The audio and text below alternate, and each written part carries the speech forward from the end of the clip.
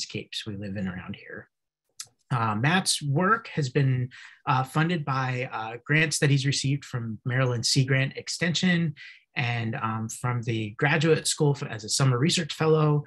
He was also given an Earth Stewardship Initiative Fellowship by the Ecological Society of America. Matthew's published one paper out of his dissertation already. He's got a second one in review, and he will be talking about some of that work with us today. So with that, I'll let Matt have the floor, and thanks.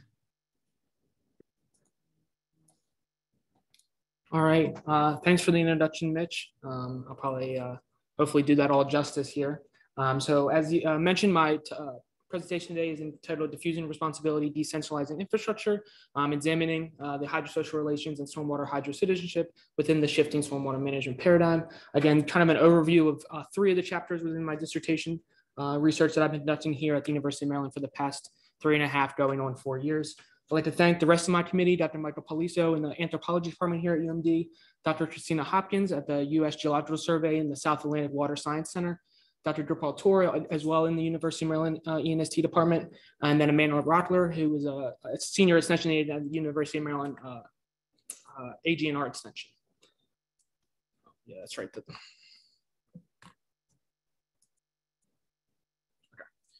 So here's just an overview. I'm not going to go too much into this for the overview of the presentation.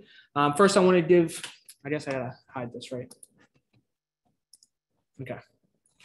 Historical approach to how stormwater is managed in the United States. So historically, it's been regulated by the Clean Water Act and subsequent amendments, as well as some more amendments that have been added on the past 2 decades that I'll touch on a little bit later. These primarily manage stormwater as both a point and non-point source pollutant. Traditionally, it has been a highly technocratic process, so using technology and expert-based knowledge to manage stormwater in urbanized areas, and is primarily reliant on centralized gray infrastructure. And these gray infrastructure, this gray infrastructure can be characterized as infrastructure that temporarily stores, detains, or transports stormwater off of the surface into larger bodies of water downstream, or to wastewater treatment plants where it is treated and then released into larger bodies of water. So here are some examples of some gray infrastructure. So a detention pond, a pumping station, as well as these large-scale complex drainage systems that we have in a lot of cities across the United States. They're primarily designed to protect urbanized areas from flooding, as well as some amount of environmental protection to manage stormwater as a pollutant, but also they're relatively easy to quantify and model. So it allows state and local governments to meet regulations, which are important to meet these regulations that are outlined by the Clean Water Act and subsequent amendments. Despite this historical approach that has been relatively successful, there's been an increase in a shift towards more decentralized approaches to stormwater management due to a host of factors, including increased urbanization across the United States that has led to an increase in impervious surfaces, which has led to stormwater being more of an issue. More strict regulations, as I touched on, building upon the Clean Water Act and subsequent amendments. There's been more regulations, including the National Pollutant Discharge Elimination System, as well as TMDLs, or Total Maximum Daily Loads, that are implemented across watersheds, especially on the East Coast. And these more strict regulations require more extensive management infrastructure and prompted the push towards more decentralized approaches. And then finally, there's more climatic variability. So we're seeing more intense storm events, longer duration storm events, and then just more storm events in general, producing stormwater as more of a potential hazard for public and environmental health. So generally, this more decentralized approach that has been pushed for the past 20 years in stormwater management is characterized by the implementation of additional decentralized green infrastructure across the landscape. Decentralized green infrastructure, for the figure at the top here, are more distributed across the landscape. So you see in the watershed here on the orange, they try to treat stormwater on site rather than at a more centralized location compared to the one on the left. So as a result of these, they also try to utilize more ecosystem services that are provided by the natural landscape that has been taken away due to urbanization. So here's some examples of some decentralized green infrastructure: rain gardens, green roofs, infiltration trenches, all again try to mitigate and manage stormwater on site for both stormwater volume and stormwater quality. And do this through a host of ecosystem services like evapotranspiration and infiltration. And the other main aspect of this decentralizing paradigm in stormwater management is the involvement of individuals and communities in the management of stormwater, because one of the key issues in stormwater management currently that is outlined by the Clean Water Act and the legislative language of the Clean Water Act and subsequent amendments is what's been coined this private versus public dilemma, where state and local governments are required to manage stormwater from both public and private property, but don't have any legislative mandate or ability to build any stormwater infrastructure on private property. So it is on the state and local governments to manage the stormwater emanating from their property, but cannot dictate how to do so. It only can implement new infrastructure on publicly owned property. So to overcome this, state and local governments have begun to utilize two main techniques or policies to begin to influence how individuals and communities view stormwater management and possibly interact with managing stormwater from their privately owned property. These are the educational outreach programs where NGOs and state officials will educate people about stormwater management and the ways in which they can manage stormwater on their own property, as well as a stormwater utility fee and rebate system. So the stormwater utility fee, especially in municipalities across Maryland, is enacted on the water bill for private property owners. They can receive a rebate off the stormwater utility fee if they build best management practices on their property at the household scale. So here is a infographic from Falls Church, Virginia, just demonstrating how that stormwater utility fee is calculated based off of the amount of impervious services on a given property, and then how they can receive that rebate and the amount they can receive a rebate for if they implement various best management practices. So these are the two main techniques the state and local governments are utilizing to begin to overcome this private versus public dilemma and move towards this more decentralized approach to stormwater management. However, there's been multiple studies and reviews that have shown that this overall progress towards decentralization over the past 2 decades have been relatively slow due to a host of political, economic, and social factors. So from a political standpoint, as I mentioned, there's no legislative mandate. So the ability to actually dictate how people manage stormwater from their property is non-existent due to the legislative language of the Clean Water Act. There's overall a large amount of institutional inertia. So the amount or the ability to change the traditional top-down technocratic way that stormwater managed is relatively difficult because of decades, around 50 to 70 years of that management style. From an economic standpoint, there's an overall lack of funding for decentralized approaches. These decentralized approaches are generally, even now, continually viewed as less efficient or potentially less efficient, and there's less research in their effectability and much more difficult to model how effective they are compared to more centralized approaches. So the economic funding to build these decentralized approaches is lacking. And then from a social standpoint, there's still a large amount of fragmented responsibility, again, because of decades of top-down technocratic management. There's a resistance to change, so there's resistance for individuals to partake in stormwater management because they haven't had to do so for the majority of their lives. And then the overall perception of stormwater being a hazard to public and environmental health makes it very difficult for people to interact with stormwater because they view it as a potential hazard in doing so. So as a result of these variables, it is really important to better understand what is causing these variables to manifest as a overall slow approach or slow progress towards decentralizing management. So beginning to better understand how these social, political, cultural aspects manifest themselves and the dynamics that they create, especially the various relationships they create between people and stormwater, is very important if we want to reach more sustainable, resilient, and equitable stormwater management and governance, especially a more decentralized approach. So this is kind of the broad question or broad aspect of my dissertation that I tried to answer throughout the following couple chapters that I'll touch on here.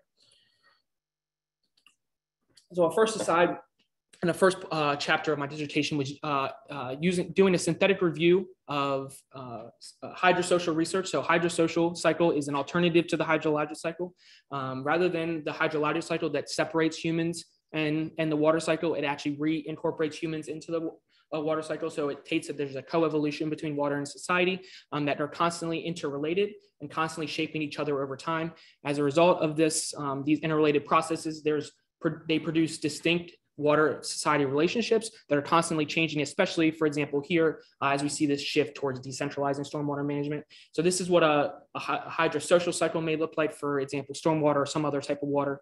So you can see there's a host of factors, not only the physical aspect of stormwater that's shaping these relationships or shaping how stormwater is viewed, but also social, technological, political, and economic as well. So for example, the technological aspect of stormwater using centralized gray infrastructure may influence how the social perspective of stormwater is perceived. So it may view it as more of a hazard than a resource because of those infrastructures. So just highlighting this is a constantly evolving relationship, and taking this approach allowed us to take a more holistic and critical view of what stormwater is and how we can go about studying it. So I did a synthetic review of hydrosocial literature from critical geography and political ecology. I coupled that with a historical analysis of stormwater management in the United States, and allowed us to create some key questions that hydrosocial research can begin to answer or begin to investigate for this overall shift in stormwater management and to help progress that shift. Some of these key questions is, what is stormwater? So is it more viewed as a hazard, a pollutant, or a resource? And what are the political, social, and cultural aspects that are really influencing that perception? Whose responsibility is it to manage stormwater? As we mentioned before, there's a host of factors that are trying to change that responsibility or influence that responsibility, and what are those factors and how are they manifesting? And then from an equity standpoint and a resilience standpoint, who benefits from stormwater management and how are those benefits distributed across the landscape? And then what stormwater management infrastructure is built? So is it gray or green? Why is it built that way, and where is it built? And then who benefits from those type of management infrastructure? So as Dr. Zuckerman mentioned, I had this research published in the journal Water in 2020. It's a lot more in depth about the hydrosocial cycle than I touched on here, but I just wanted to highlight this because I use the hydrosocial cycle as a theoretical framework throughout the remaining 2 chapters that I'll touch on following up here. So one of the main questions I had arising from this use of the hydrosocial cycle and synthetic review is, who is responsible for stormwater and what are the factors that are influencing this responsibility? So as I touched on earlier, state and local governments are utilizing these 2 main educational outreach programs and stormwater utility fee to begin to implement or to begin to change this perception of who is responsible for stormwater and shift that responsibility onto individuals and communities as well. And I wanted to better assess and understand the political and power dynamics involved within that shift. So I set out to do this work, and I started formulating how to do this work, doing semi-structured interviews, and then COVID-19 started. And I realized doing semi-structured interviews in person was going to be probably not going to happen in the next year. I mean, at that time, I didn't know how long, but I was kind of scrambled for a while. And then I had the amazing opportunity to collaborate with Dr. Paul Leasham and Dr. Debasmita Patra on some semi-structured interviews that they had already conducted. And I used those semi-structured interviews to begin to assess this idea of hydrocitizenship. So I wanted to assess if this new responsibility that individuals and communities have towards stormwater management is a new shaping of hydrocitizenship, which branches from environmental citizenship, which can be defined as the rights, responsibilities, and duties that individuals have within water management and governance. And again, just highlighting that the hydrosocial cycle is again underpinning and framing all this research. So as I mentioned, I had the amazing opportunity to collaborate with Dr. Paul Leasham and Dr. Debasmita Patra on some semi-structured interviews that Dr. Patra had already conducted. These were conducted in 2 watersheds, one in the southwest side of Baltimore, watershed 263, and another set of interviews conducted in the northeast side of DC, straddling DC and the Prince George's County, named Watch Branch Watershed. These are both urbanized watersheds in the greater Baltimore DC metro region. As I mentioned, Dr. Patra conducted semi-structured interviews within each of these watersheds with both residents and stormwater professionals. Respondents were selected using a community advisory board, which consisted of University of Maryland extension agents, NGOs within each of the watersheds, as well as residents. That helped us better select respondents for the interviews, but also better allowed us to assess what are some issues and concerns with stormwater management before we began the interview process within each of these watersheds. At the end, there was 22 stormwater professionals as well as 20 residents split evenly amongst each of the watersheds. Interviews were conducted by Dr. Patra in between March and November of 2019. They asked these broad semi-structured interview questions that kind of framed the entire interview. They lasted from anywhere from 45 to an hour and a half for each of the interviews. And one of the main takeaways here, or one thing I wanted to highlight, is Dr. Patra actually published some of the results from a thematic analysis of these interviews earlier this year. And I had the opportunity to take those interviews, recode them, reanalyze them to assess if stormwater hydrocitizenship is beginning to emerge within these watersheds, especially from the perspective of the residents. And then also the power and political dynamics associated within those those interviews as well that arise throughout those interviews, especially amongst residents. So touching on the results from that, I really want to only highlight the results from the hydrocitizenship portion of the study for this seminar. And one of the main takeaways that was highlighted throughout the interviews and themes was that stakeholders, being stormwater professionals and residents, acknowledge that decentralization is needed in order to reach the more strict regulatory goals, but also to continue to protect public and environmental health in the long term in the face of increasing urbanization and increasing climatic variation. And one quote that really stood out from this, again, this is representation of the majority perspective that respondents had, comes from an NGO outreach coordinator from Watershed 263, and they say, all of these jurisdictions are reaching out to private property owners because they have to. There is not enough public property in any of these jurisdictions. If they manage every drop of stormwater coming off their public property, they would still be short of what they are required to do for their MS4 permits. So from that point of view, they just have to reach out. Again, this is the main theme throughout the interviews, that there is a requirement to reach out to individual property owners. If they don't, they won't be able to meet the more strict regulations and continue to protect public and environmental health in the long term. So there's acknowledgement not only with the stormwater professionals, but also the residents that they need to be involved in some aspect of managing stormwater. And then one other main thing we saw was this beginning to see emergence of stormwater hydrocitizenship. When I talked about emergence of stormwater hydrocitizenship, I really want to talk about a new sense of responsibility that individuals and communities had towards managing stormwater. So one Watch Branch Watershed resident really highlighted this when they said, talking about stormwater management, it's everybody's responsibility. When people have property like that, they need to understand that they're responsible. All the water is running off and it's not hurting you, but it's hurting everybody else. And you have a responsibility. Everybody's yard, everybody's property should be viewed as a sub-watershed. And again, this new sense of responsibility is the beginning to what I argue is the beginning of this emergence of stormwater hydrocitizenship, and is being shaped by these two major programs state and local governments are implementing: the educational outreach programs, where one Watershed 263 NGO outreach specialist said the purpose of these outreach programs was to, and I quote, part of that community outreach is that we're promoting what simple actions that they, talking about residents, could be taking that help improve water quality. So again, these educational outreach programs are designed to educate people about stormwater, but also educate them about how they can manage stormwater on their own property. And then in collaboration with that, the stormwater utility fee had a similar viewpoint of the respondents during the interviews, where one Watershed 263 residents said, so for example, that rebate program that they set up to reimburse people for taking stormwater management into their own hands. So again, these two major programs that state and local governments are utilizing or implementing are beginning to shape this new sense of responsibility amongst individuals and beginning to emerge this new sense of stormwater hydrocitizenship. But along with that, in this overall decentralization of stormwater management and this emergence of stormwater hydrocitizenship, we see a new sense of tension and conflicts around stormwater management. And one of the main sources of conflict was the continued reliance on quantitative outcomes to dictate how stormwater management is planned and decision-making processes in general. And this frustrated not only stormwater residents, but also stormwater professionals. And one quote that really stands out from that is from a Watch Branch Watershed resident when they said, I think in this case, though, it has really backfired. It sort of really sours people on the whole idea of mitigating stormwater. If one of your policy goals is to better manage stormwater and better make your community resilient to flooding, this, talking about prioritizing quantitative indicators, is a really bad way to do it, because it deters people from even engaging in the process because they think, oh, well, it doesn't help me any. So as we see this shift towards decentralization and this emergence of stormwater hydrocitizenship, we still have tension around the top-down technocratic reliance on these quantitative outcomes that kind of limit how many people want to be involved because they don't perceive any new benefit from being involved in stormwater management, despite a sense of responsibility for doing so. Another major conflict was a technical and institutional barriers that surround being involved with the stormwater utility fee and rebate system.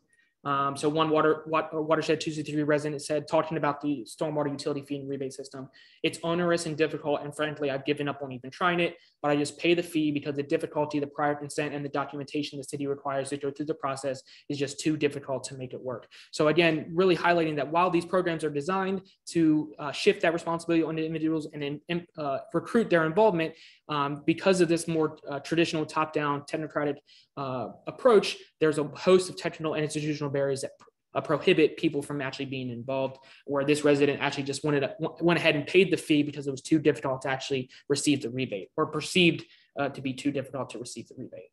And then finally, while the majority of respondents throughout the interviews had this new sense of responsibility or the beginning of this emergence of stormwater hydrocitizenship, the overall roles, responsibilities, and duties of these stormwater hydrocitizens is still being actively contested. And one Watts Branch watershed resident really highlighted this when they said, talking about the responsibility to manage stormwater. So the thing about it is the government has made the issue. I would say that the government is responsible. So this was the minority view in the people in the residents we interviewed, but I would still say is the majority view throughout the general public, that because of decades of top-down technocratic management, most individuals don't have a perceived responsibility to manage stormwater, but this is the main relationship that state and local governments are trying to change and get people involved and get people promote a new sense of responsibility among individuals for managing stormwater. However, again, alongside of this, there's new inequities that can arise in this new sense of responsibility. And one of them, it was highlighted from a Watts Branch watershed resident when they said, when you live in communities that are traumatized by poverty, violence, and crime, we're generally always fearful. What do they want from me? And we don't have anything else to give. We're overwhelmed. We're stressed out in the environment. Why should I clean the environment? My house isn't clean. So again, while this new sense of responsibility is being pushed and shaped by state and local governments, that has the ability to produce new inequities across the landscape, especially in lower income areas of cities where they're being tasked with this new responsibility and don't feel they have the ability by financially or from a time aspect to actually enact changes and protect themselves from hazards associated with stormwater. So producing stormwater hydrocitizenship, I'm going to run through these kind of fast. They're being actively shaped. One of the key takeaways here is that they're being actively shaped by these two main governmental actions, educational outreach programs and the stormwater utility fee. We argue that this stormwater hydrocitizenship is the beginning of emergence of a new and distinct hydrosocial relationship that is promoted by these political processes and these power dynamics, where individuals are beginning to internalize the knowledge about stormwater, the goals of stormwater management, as well as the overall outcomes of stormwater management and incorporating them into their daily lives.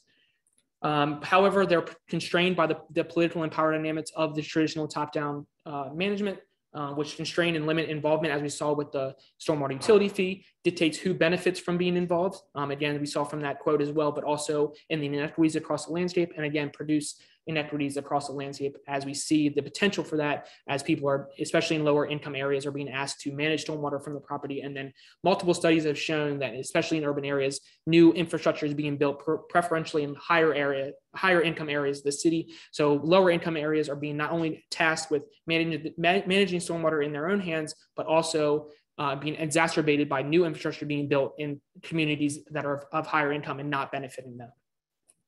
So just some takeaways here is that we argue that while this stormwater hydrocitizenship is only beginning to emerge, it remains embedded in technocratic governance and management. It continues to cause conflict around who should be involved and why they should be involved, as well as the overall responsibility and rights that people have towards stormwater hydrocitizenship. And it will continue to limit the overall adoption of stormwater hydrocitizenship as a result. Another main takeaway is just the overall usefulness of this hydrosocial approach to begin to assess the political and power dynamics, and generally to analyze water management and governance more generally, not only for stormwater management. And one key question that really arose from this work is how can governments and citizens share decision-making power as we shift towards more decentralized forms of not only stormwater management, but water management and governance in general, as we see a shift towards more decentralized approaches towards water management and governance more generally across the United States for not only stormwater, but other water issues. So this kind of concludes my chapter on stormwater hydrocitizenship. As Mitch mentioned as well, this is currently in review with the Journal of Environmental Policy and Planning. I'm waiting on one more reviewer, and the reviewer is taking way too long. So hopefully we kind of get that sorted out, but it's been 3 months, and hopefully we can get that through the final stage here. But arising from this work and building upon this work, I really wanted to assess, so stormwater hydrocitizenship is one perspective and one hydrosocial relationship that is arising within this decentralizing paradigm. But what are some other types or what other versions of hydrosocial relationships that are arising as well, and various perspectives on this overall approach towards decentralizing stormwater management? And one really great way to do this is using Q methodology. It is not associated with QAnon, so anyone who came for that talk, please do not come back. But some key questions that I wanted to analyze for this perspective is, what is stormwater? So what is stormwater? Who should be responsible for managing stormwater? How should stormwater be managed? And what are the best ways or policies, techniques to engage individuals in their involvement? So Q methodology is a really good way, quantitative way to get at perspectives on a given topic. So we use Q methodology as a way to reveal different social perspectives around a given discourse or subject. And that would be for this one for stormwater management. It uses inverted factor analysis to produce groups or clusters of or factors that shape or define a singular perspective on stormwater management. Q methodology does a really good job of giving you the host or scope of perspectives for a given subject, but not the prevalence of those perspectives. So we use Q methodology here to give us the various perspectives on this decentralizing approach to stormwater management, but not necessarily how prevalent those perspectives are, but allows us to show the variety of perspectives within this decentralizing decentralizing approach to stormwater management. So again, these were Q methodology usually operates in 3 steps. So building upon the interviews, we use those interviews and as well as the thematic analysis and conducted by Dr. Patra, as well as the work I did for the Stormwater Hydrocitizenship to produce 19 contour statements. And that's what you all will see on your sheet here. And those for you online, there should be a link that you guys can click on that'll take you to a table that has the 19 contour statements. These were developed from the semi-structured interviews and give the host of perspectives for those 4 questions I showed earlier that individuals, both residents and stormwater professionals had for those given questions. Respondents were chosen, basically those same 42 interviewees, as well as 20 other potential interviewees that weren't interviewed during the initial study. So the Q sort was all conducted online due to the ongoing COVID-19 pandemic using online Q method software. Respondents were sent a link to conduct the Q sort or Q methodology. It was conducted between October and December of 2021, so relatively recently. And basically what respondents were promoted to do is to take each of these 19 statements you see on that table and drag and drop them onto this quasi-normal distribution chart. So for example, one respondent might think that stormwater is a hazard to public environmental health, that being concourse statement 2 is the most important one to them, the one that they most agree with. So they'll drag and drop that into the +3 box. So this allows us to then take those Q sorts and better assess what are the perspectives and overall clusters of perspectives around stormwater management and this decentralizing approach. So before I get into the identify hydrosocial relationships and the factor analysis part, we had 20 respondents that actually got back from the interview, from the Q sort.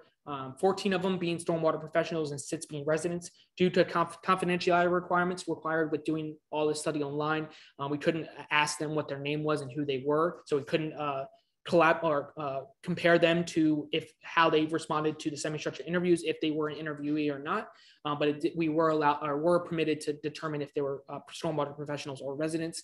Again, I wanted to highlight, while our number of residents is relatively low, the Q methodology is designed to give us the host of perspectives, but not the prevalence of those perspectives. So having a lower number of residents is not necessarily prohibitive to get important and insightful information from this type of methodology.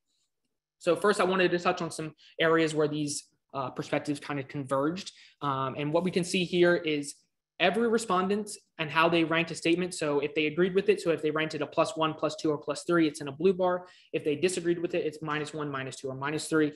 And that's in the orange bar. So you can see preferentially respondents in generally more agreed with statements 1, 2, and 14. So the dashed line across number 10 is just halfway. So just half the amount of respondents. And then statements 3, 5, and 17, they preferentially disagreed with. So the main takeaways here, I'm not going to read through each of the statements, but the main takeaways here being statement 5, which is the government should be solely responsible for stormwater management, as well as statement 14, where the future of stormwater management must contain a mixture of centralized and decentralized approaches. So we really converge amongst our respondents that there needs to be a shift towards decentralization, and not only in terms of implementing more decentralized green infrastructure, but also the involvement of others outside of the government to begin to help with the management of stormwater. So this corroborates some results from the Stormwater Hydrocitizenship study that decentralizing is an important overall goal that residents and stormwater professionals have for stormwater management in the future. So then touching on some of the more differences here. So as I mentioned, that one of the main benefits of Q methodology is to conduct a factor analysis. So the factor analysis uses, we use principal component analysis to take each of the Q sorts that was conducted. It creates a correlation matrix and then creates these new factors based off of how many, or a grouping of different respondents within each of those factors. So what you see here is some of the eigenvalues associated with each of the factors. Generally, if an eigenvalue is greater than 1, you can keep the factor for a larger analysis, as well as if the explained variance, so how much variance in the results that factor explains is greater than 10, you can keep it. So each of the factors I have here, meet those kind of broad criteria for keeping for analysis. And then it is the researcher's job to take what you get from the Q sort and better understand what their perspectives are. So what you all see in the table here, as well as online, is the idealized Q sort that each of these factors have. So what you'll see for factor 1 is how someone who prescribes to that factor would ideally sort each of the statements. So what that allows me to do as a researcher is to take those idealized Q sorts and better understand what these respondents or what these factors, perspectives, or hydrosocial relationships are with stormwater based off of how they would rank these multitude of statements.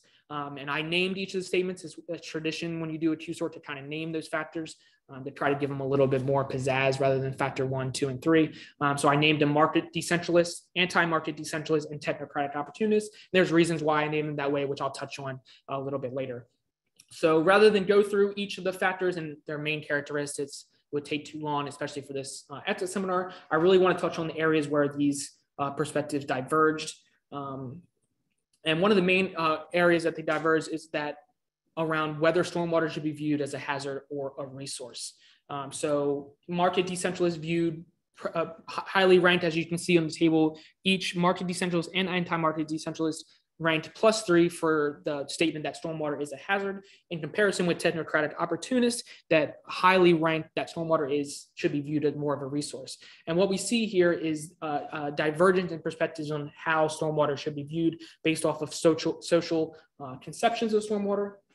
And overall, this perception of stormwater really limits and constrains what future policies and regulations we can have for stormwater management. So the more traditional top-down approach to stormwater management views stormwater as a hazard, as well as the regulations. So changing that perspective to view stormwater as a resource will open the door for new future policies, and especially infrastructure that can be built to manage stormwater. However, if we don't have agreement amongst residents and stormwater professionals, we can't really make any progress towards this new envision or this new perception of stormwater management and stormwater as a resource. So the perception of stormwater management here really constrains our ability to create future policies. Another divergent area was overall role of responsibility of communities and individuals, which we saw during the Stormwater Hydrocitizenship paper as well. So market decentralists viewed individuals to have a responsibility to some extent to manage stormwater from the property. Technocratic opportunists viewed that stormwater or individuals should be involved in the planning and decision-making, but don't have an inherent responsibility to do so on their property. And then anti-market decentralists did not view that individuals do not have a responsibility, but they can partake if they wish, but they don't have an inherent sense of responsibility.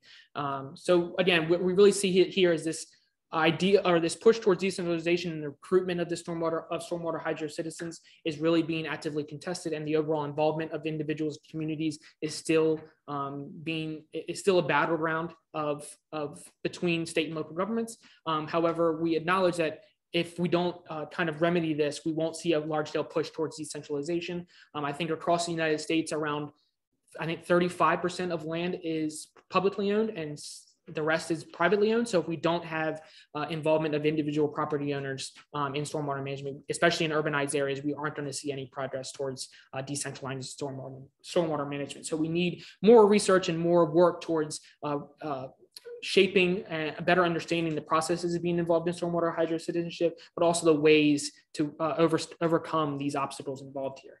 And then finally, building upon that, the overall policies that are promoted to engage with individuals and communities with stormwater management were a divergent perspective here. So again, with the names here, the market decentralists really viewed that stormwater utility fee and rebate system and market-based approaches were the best way to recruit individuals into stormwater management, and financial incentivization was the best way to get individuals involved.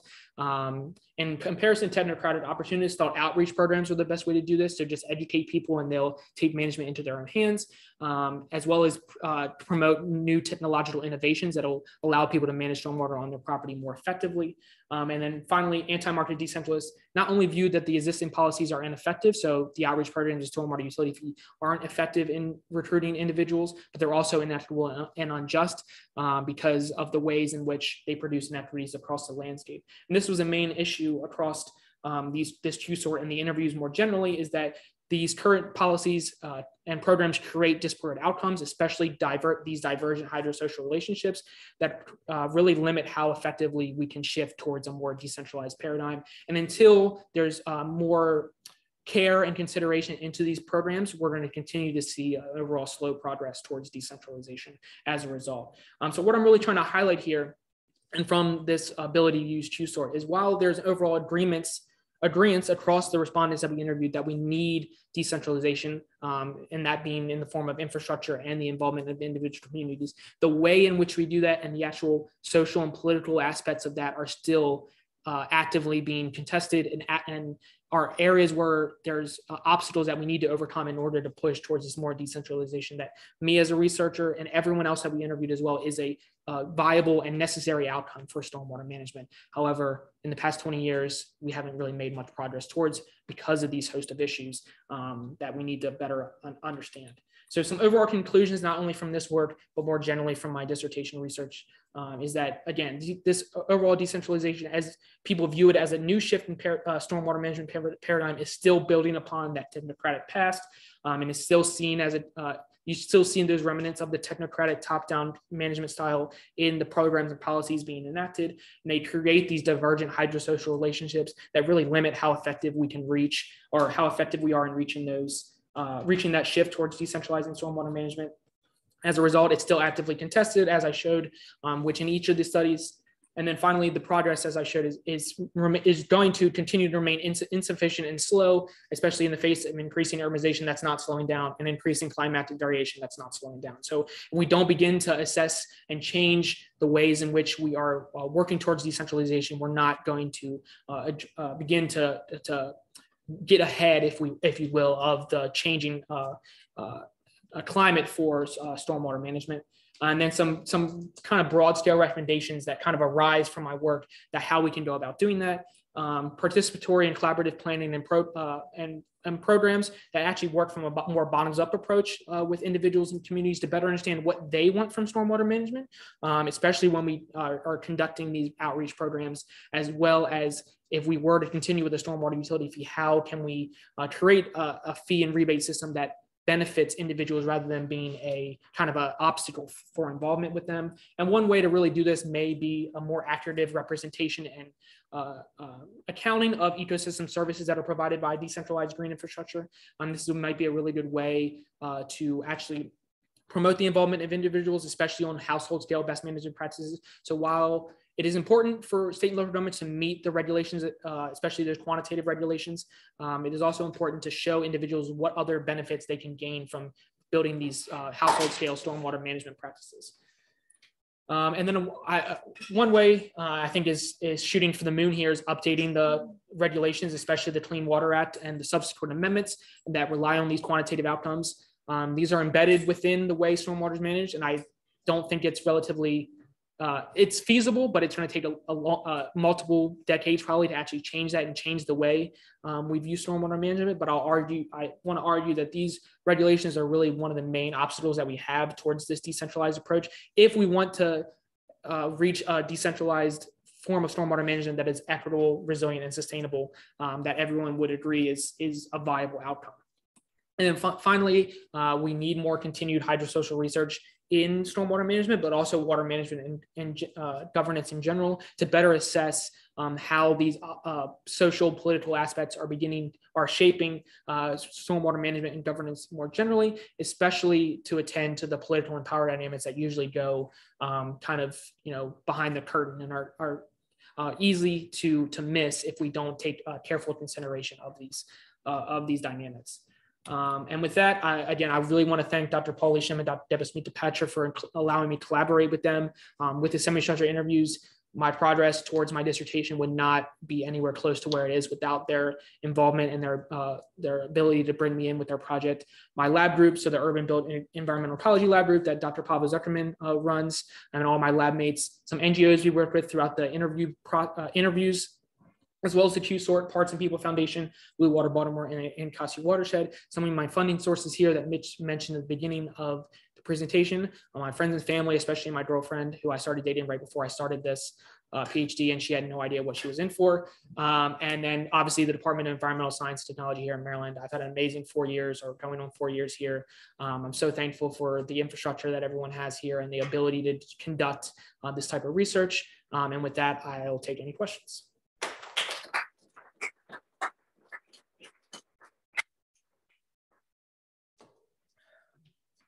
Questions from the audience? First of all, congratulations on getting or working towards your PhD during COVID. I have to get myself interested in that last slide about the recommendations, and I think I didn't really see anything in there about ecosystem services. If you really focused on stormwater and interviews with their analysis, so I was wondering how that emerged or what emerged in the interviews. It gave you any kind of indication about urban heat management, or habitat, or carbon capture, or any other services that can be associated with living architecture? Yeah, I think, and again, a lot of the quotes that I pull out here are only serve one purpose, but one of the major themes throughout the interviews was that this push towards decentralization and the involvement that individuals, or this new responsibility that they have, they aren't seeing any benefit of doing so. So if we can allow them, and another thing, that I touch on in the paper for that is that the way that the stormwater utility fee and rebate system is designed, you can only create certain infrastructure on your property. It has to be designed by somebody. It has to be accepted. So in order to do that, it's this long, laborious process. But if we promote the involvement or the incorporation of ecosystem services, like you mentioned, it may allow individuals more incentive to actually implement those programs, even if there is still this large-scale technocratic process they have to go through. So if they can see other benefits other than just the very small stormwater utility or rebate that they get, they might be more incentivized to actually take the time and financial burden to implement these processes. Again, I think we should overhaul that stormwater utility fee and rebate system more generally, but if we want to keep with that same process, incorporating ecosystem service or promoting them and showing individuals what they can gain from doing so, other than just that, very small financial incentive. Yeah, so I guess the question is, did you see, what evidence did you see with these interviews in the two watersheds that showed that theme, right? Maybe Yep. other parts of the population. So it's very specific, urban population that you're sampling. Did ecosystem services emerge as something that people would bring up on their own? So some of the stormwater professionals would talk about ecosystem services. They would say, we wish we could promote more ecosystem services, or promote that. Most residents did not talk about them, but coming from my perspective, I just want to highlight that may be a way to demonstrate to individuals what else they can gain from being involved in stormwater management. But again, that comes with another sense or sort of political and power dynamic. Is if we are telling them what else they can gain, they should be able to. The ideal is they should tell us what we want, and we can help them better assess how they can actually go about doing that. So, yep. With regards to your recommendation about updating regulations, do you think that it's more important to change those regulations at the smaller local state scale or the federal scale? Well, I would say that they're all built upon the Clean Water Act at the federal scale. I put it in here, but I think it's extremely aspirational. I don't foresee any changes. This idea that to meet these quantitative outcomes, it has made it. I know everyone will say it's made an impact on how the impairment of our urban and rivers and watersheds across the United States. Like, it's improved them. But those continued reliance on these more quantitative outcomes kind of limit our progress towards this decentralized approach. I would say to begin to work at local levels might be a better way to do it, a more bottoms-up approach, and then work within what we have. Because I honestly don't see a way. I just don't see a path forward to kind of change the way that stormwater is managed, especially from the Clean Water Act down. Like, it'd be a very large-scale institutional change that at this point I don't think is that big of, or that we don't have the ability to do that. I don't think, from my perspective. So do you think it would be relatively powerful to have like regional, local entities make those regulation changes? Yeah, not necessarily regulation changes, but if they still have to meet, like, I don't think they're gonna change if they have to meet those quantitative outcomes. But one of the main things that they want, a lot of more regional aspects are, again, changing or incorporating more qualitative indicators along with that. So I just did a presentation at the Society for Applied Anthropology, and I had someone from the York River Watershed Commission or Institute, that York River in Virginia, actually come up to me and asked me to, speak with do a roundtable discussion to demonstrate the importance of these more qualitative. So there's acknowledgement that they need to, at a smaller scale, incorporate qualitative indicators like ecosystem services, perhaps, but it's still difficult, and there's still not a lot of knowledge about how to go about doing that. And I don't have the answers for that either. I know part of my research is to demonstrate the need for that, and I would hope that my future research and future research for people in general is how do we bridge that gap between knowing we need it and actually implementing it, on the day-to-day. So. Maybe time for one more question, but also let me remind everybody to complete the evaluation forms. Find that in the link or in your email box. So you showed a slide where you had the three groups diverging, this slide right here, diverging on different ideas and concepts. Were there a couple ideas where they didn't diverge and they had the same opinions? Yeah, so that was this slide here. So this is the main areas where all these perspectives kind of converged. And I'm showing this this is a way to view it without doing the factor analysis first. So this is just taking their raw Q sorts and then ranking them based off if they agree or disagree. So these are the very broadly where majority of respondents kind of agreed or disagreed. And what I wanted to highlight here is especially statement 5 that they disagreed with, that being that government should be solely responsible. So they disagreed with that. And then statement 14 that the future stormwater management needs to include both centralized and decentralized approaches. So there overall is this overall convergence that there is a need for decentralization, both through implementing more decentralized green infrastructure, but also incorporating individuals and communities within that management approach as well. So this corroborates some of the results from the Stormwater Hydrocitizenship, especially that one quote where I think it was an outreach specialist said, if state and local governments are reaching out because they have to, because if they manage every drop from public land, they don't have enough infrastructure to reach their goals. So this is just corroborating those results that everyone acknowledges that decentralization is needed, but we're not getting there. Why are we not getting there? And then I kind of try to highlight those throughout these divergent perspectives. So. Great. Well, thanks very much, Matt. I think we're going to wrap it up. We can sit out for the next class. Thanks very much.